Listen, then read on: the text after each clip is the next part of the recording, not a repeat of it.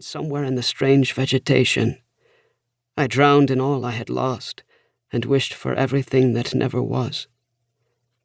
The first wisps of an orange and pink dawn aided me out of my mental torture. The roseate light waved the dark and the purple away. But a sun wasn't the source of day.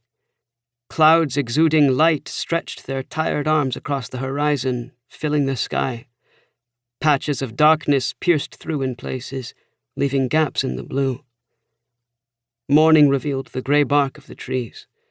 The thorns protruding from the warped branches glowed gold in the light. My skin story warmed, and I finally looked at the rose and the dove. Rage filled me. Rage for having been fooled by my family, for forfeiting my life. Rage for his blood running through my veins. Promises had been made by both gods about the aftermath of my death. But is that what I was? Dead? My lungs drew in a long breath. This didn't feel like death. More like new life. The patches of black in the sky held my attention again until a familiar voice forced my heart still. Bellwound. Arnin's voice was a dagger in my ears. Are you really here? Stop, I whispered into the air, chin trembling. Bellwound. Stop calling my name, I said with an edge to my voice. Look at me, Arnin whimpered. Tears brimmed. I'd been fooled for a while, wanting to believe he was here, but his absence brought on a different longing. For the Mazar. I was on my feet, scanning the grass and tree roots for the rusty box.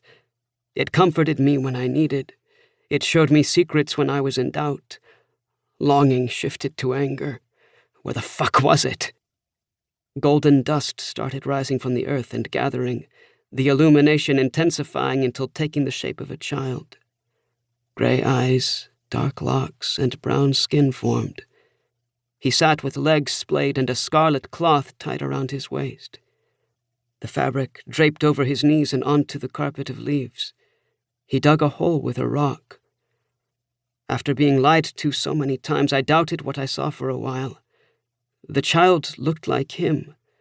His mannerisms were the same as his. Would I be made a fool again? Arnin! I rushed forward so fast I fell onto the forest floor. I crawled toward him and threw my arms out in the hopes of holding him one more time, even as a child. But it was to no avail. He went through my arms like water drips from between fingers. He stopped digging and smiled, the steel of his eyes meeting my golden ones. The hints of white in his grays glowed under the light shining from the sky. Bellwound.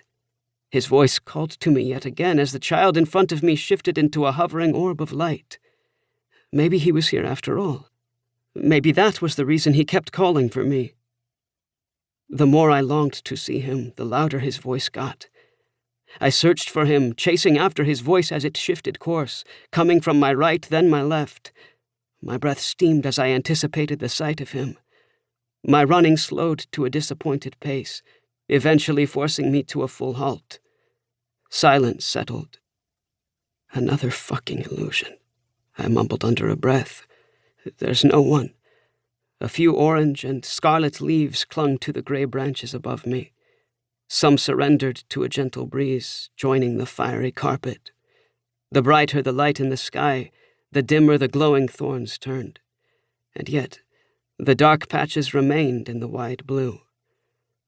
I walked aimlessly through the forest, lost in my questions, searching for answers. Chimer, Sereda, Oriah. What had become of them? The quiet was disturbed by a sudden rustle above me.